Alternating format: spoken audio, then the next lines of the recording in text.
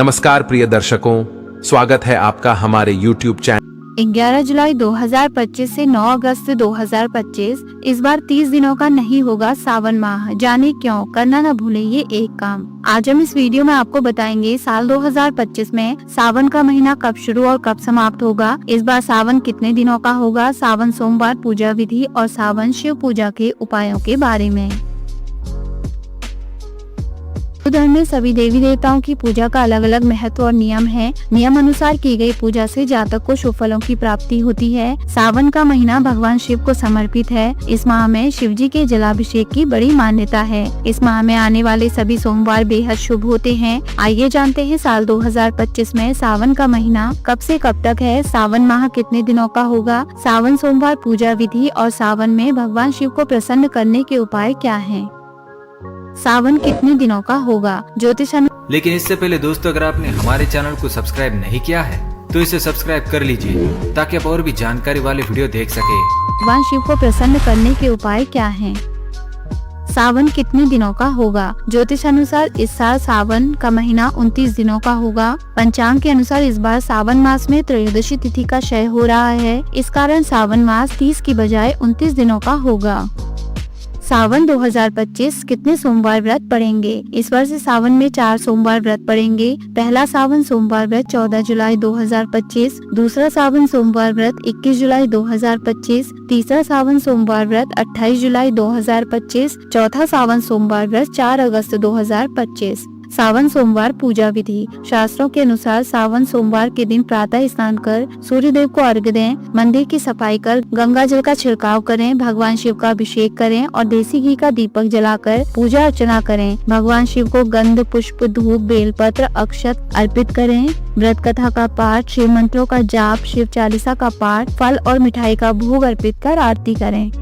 सावन सोमवार उपाय। सावन के पहले सोमवार पर शिवलिंग पर गंगा जल और शहद से अभिषेक करें। इससे जीवन में सुख समृद्धि का वास होता है। सावन सोमवार को शिवलिंग पर 5 नारियल चढ़ाएं और ओम श्री वर प्रदायी श्री नमः मंत्र का जाप करें। इस दिन पानी में गुड़ मिलाकर भोलेनाथ का अभिषेक करें। साथ ही महादेव को शमी के पुष्प और गेहूं चढ़ाएं। इससे जीवन में सुख समृद्धि बनी रहती है। सावन सोमवार के दिन घर में पारद की चावल नहीं, फूलों में शिवजी को मंदार, आँख के फूल, कनेर, अपराजिता, नील कमल, नीले कमल आदि चढ़ाए जा सकते हैं। खासकर सोमवार को सफेद फूल चढ़ाना शुभ कहा गया है। नैवेद्य में भोग हेतु सीजनल फल जैसे नारियल, बेर, अंगूर और मिश्री या गुड़ अर्पित करें। क्या नहीं चढ़ाना चाहिए? शिव पूजा की कुछ मर्यादाएं भी हैं जिनका ध्यान रखना आवश्यक है। तुलसी का पत्ता भगवान शिव को अर्पित नहीं किया जाता। तुलसी दल भगवान विष्णु को प्रिय है, किंतु शिव की पूजा में इसे वर्जित माना गया है, क्योंकि पौराणिक कथाओं के अनुसार तुलसी वृंदा ने शिव जी को श्राप दिया था। अतः भूलकर भी शिवलिंग पर तुलसी न चढ़ाए। हल्दी भी शिवलिंग पर नहीं चढ़ती, क्योंकि हल्दी सौभाग्य का प्रतीक है और शिव त्यागी एवं सन्यासी हैं। शिव पूजन में कुमकुम, रोली का प्रयोग भी बहुत कम होता है। शिवलिंग पर कुमकुम का तिलक नहीं लगाते, सिर्फ चंदन या भस्म का लेप किया जाता है। केतकी का फूल, केवड़े का फूल शिव को अर्पित करना सख्त निषेध है। एक कथा के अनुसार केतकी ने भगवान शिव के प्रति असत्य बोला था, जिससे शिव ने उसे श्राप दिया कि वह पूजा में वर्जित होगा। इसलिए कोई भक्त यदि अज्ञानवश शिवलिंग पर केतकी चढ़ा दे तो उसे तुरंत भगवान से क्षमा मांगनी चाहिए। इसके अलावा टूटा हुआ बेलपत्र या सूखे फूल पत्ते भी शिव को नहीं चढ़ाने चाहिए। पूजा में हमेशा ताजे और संपूर्ण वस्तुएं ही अर्पित करें। प्रसाद या नैवेद्य में भी ऐसी चीजें न चढ़ाएं जो अशुद्ध हों। अन्य ध्यान रखने योग्य बातें। शिवलिंग पर नारियल का पानी सीधे चढ़ाने की परंपरा नहीं है। हालांकि कुछ विशेष पूजा में चढ़ाते हैं, पर आमतौर पर नारियल का जल देवी को अर्पित होता है। अगर अर्पित करना हो तो नारियल तोड़कर उसके पानी को दूर्वा घास के साथ शिवलिंग के अभिषेक में उपयोग कर सकते हैं। पर शास्त्रानुसार शिवलिंग पर शुद्ध जल, गाय का दूध, गंगा जल, घी, शहद आदि पंचामृत ही सर्वोत्तम है। शंख से जल अर्पित न करें। कई लोग शंख में जल भरकर शिवलिंग पर धार चढ़ाना चाहेंगे, परंतु शास्त्रों में शिव पूजा में शंख वर्जित बताया गया है। कथा है कि शंखासुर नामक असुर का वध शिव ने किया था और वही शंख का रूप धारण कर गया, इसीलिए शिव पर शंख नहीं चढ़ता। इसी तरह शिवलिंग के समक्ष जोर से घंटा बजाने या ताली पीटने की जगह धीमी घंटी ध्वनि और ऊ की गूंज रखना अधिक उचित माना जाता है, क्योंकि शिव ध्यान के अधिष्ठाता हैं। अब जानते हैं सावन महीने में खान पान के नियम। सावन का महीना आते ही खाने पीने की आदतों में भी कुछ बदलाव करना शुभ माना जाता है। आयुर्वेद और परंपरा दोनों के अनुसार सावन में कुछ चीजों से परहेज करना चाहिए, क्योंकि इस समय वातावरण में नमी होती है, पाचन शक्ति कमजोर पड़ जाती है और कई जीवाणु पैरासाइट सक्रिय हो जाते हैं। सबसे पहले खान पान पूरी तरह शाकाहारी रखें। मांस, मछली, अंडा बिल्कुल न खाएं।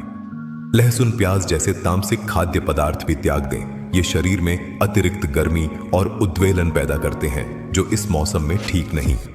बारिश के मौसम में हरी पत्तेदार सब्जियां, पालक, मेथी, सरसों, बथुआ, पत्ता गोभी आदि खाने से बचना चाहिए। सावन में जमीन से जुड़े कीड़े मकोड़े ऊपर आ जाते हैं और पत्तेदार सब्जियों को संक्रमित कर देते हैं। सुश्रुत संहिता में भी उल्लेख है कि श्रावण मास में हरे साग का सेवन वर्जित है, क्योंकि इससे संक्रमण या पेट के रोग हो सकते हैं। बैंगन, भंटा या बैंगन की सब्जी भी सावन में अशुद्ध माना गया है। चरक संहिता में कहा गया है कि सावन मास में बैंगन न खाएं। बैंगन को गंदगी में उगने वाली सब्जी कहा जाता है और बरसात में इसमें कीड़े लगने की संभावना बहुत बढ़ जाती है। अतः बैंगन के भोजन से इस माह परहेज करना चाहिए। कुछ लोग फूल गोभी, पत्ता गोभी, मशरूम आदि का सेवन भी इस दौरान नहीं करते, क्योंकि इनमें कीटाणु जल्दी पनपते हैं। कुल मिलाकर बरसात के महीने में वही सब्जियां खाएं जो छिलके वाली या फूल वाली हों और पचने में हल्की हों, जैसे लौकी, घिया, तोरई, टिंडा, कद्दू, सीताफल, नींबू, अदरक, गाजर आदि जो इस मौसम में उपलब्ध हैं। इन सब्जियों को अच्छी तरह पकाकर ही खाएं। सावन में दूध और दही जैसे दुग्ध उत्पादों के सेवन पर भी विशेष ध्यान दें। बरसात में गाय भैंस प्रायः संक्रमित घास खा सकती हैं, जिससे दूध में हानिकारक जीवाणु आ सकते हैं। इसलिए सावन मास में कच्चा दूध पीने से बचें। दूध को उबाल कर ही उपयोग करें या संभव हो तो दूध का दान करें, स्वयं सेवन कम करें। दही की तासीर ठंडी होती है और इस मौसम में पहले से नमी के कारण सर्दी जुकाम का खतरा रहता है, इसलिए दही खाना भी कम कर दें या बिल्कुल न लें। चिकित्सा की दृष्टि से भी बारिश में पाचन कमजोर होता है, तो अधिक तली भुनी भारी चीजें न खाएं। करी, खड़ी जैसी चीजें भी सावन में कुछ लोग नहीं लेते, क्योंकि इन्हें पचाना भारी होता है। कुल मिलाकर सात्विक भोजन करें। ताजी सब्जियों का सादा भोजन, मूंग दाल जैसी हल्की दाल, गेहूं या बाजरे की रोटी और मौसमी फल खाएं। कोशिश करें कि भोजन घर का बना और स्वच्छ हो। यदि आप सावन सोमवार या प्रदोष जैसे व्रत नहीं भी रख रहे, तब भी पूरे सावन महीने में शाकाहार अपनाना शुभ माना गया है। कहते हैं कि इस माह में सात्विक आहार से शरीर शुद्ध रहता है और देवता प्रसन्न होते हैं। साथ ही अधिक पानी पिए और पाचन के लिए हल्का व्यायाम या योग करते रहें, ताकि नमी के मौसम में भी स्वास्थ्य ठीक बना रहे।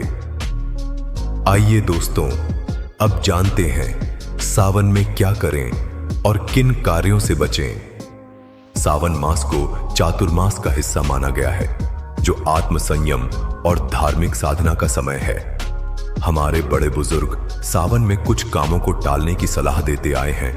इसके पीछे धार्मिक ही नहीं, वैज्ञानिक कारण भी हैं। इस पवित्र माह में नित्य पूजा पाठ का नियम बनाएं। कोशिश करें कि रोज सुबह स्नान कर शिव जी को जल चढ़ाएं। कम से कम 1 माला ओम नमः शिवाय जपें। यदि संभव हो तो सोमवार के अलावा प्रत्येक प्रदोष, त्रयोदशी तिथि संध्या काल का व्रत करें। सावन में आने वाले प्रदोष व्रत पर शिव पार्वती की विशेष कृपा मानी गई है। इस माह अधिक से अधिक दान पुण्य करें, विशेषकर गाय को चारा, गरीबों को अन्न वस्त्र, तथा दूध दही का दान बहुत शुभ माना गया है।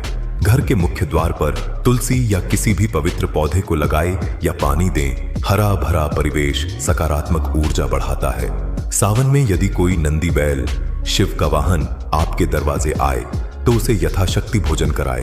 इसे शुभ शगुन माना गया है। वातावरण शुद्ध रखने के लिए घर में समय समय पर गौग्रास, गाय के घी में भूसा जलाना या धूप दीप दिखाए। सावन में मांगलिक कार्यों से परहेज करें। हिंदू परंपरा में देवशयनी एकादशी से लेकर देवउठनी एकादशी तक विवाह, मुंडन, गृह प्रवेश जैसे मांगलिक कार्य वर्जित माने गए हैं। अतः सावन माह में शादी ब्याह, गृह प्रवेश, नामकरण आदि शुभ कार्य योजनाबद्ध रूप से टाल दिए जाते हैं।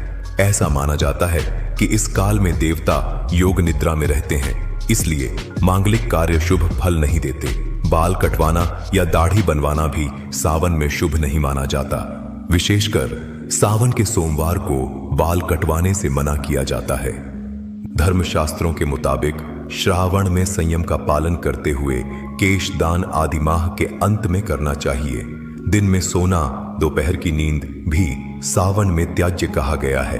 कहते हैं इससे आलस्य बढ़ता है और लक्ष्मी का निरादर होता है। इसलिए कोशिश करें कि इस माह दिन में अतिरिक्त न सोएं। शरीर पर तेल मालिश न करें। खासकर सोमवार या शनिवार को तेल लगाना वर्जित माना गया है, क्योंकि इससे शरीर में आलस्य और गर्मी बढ़ती है।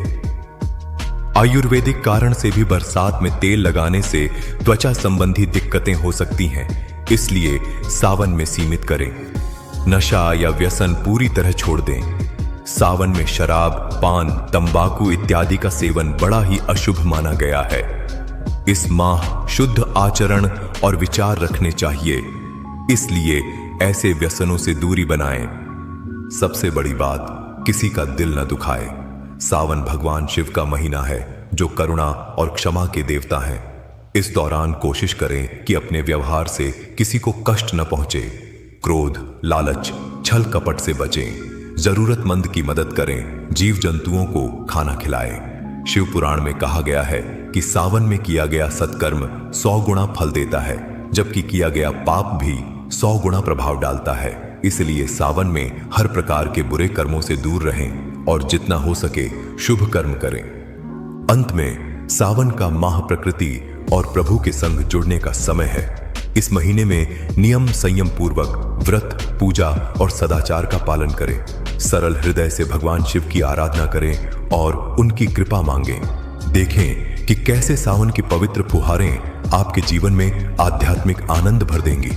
सावन सोमवार के व्रत, पूजा और संयमित आहार व्यवहार द्वारा तन मन को पवित्र करके आप भोलेनाथ की विशेष कृपा के पात्र बन सकते हैं। ओम नमः।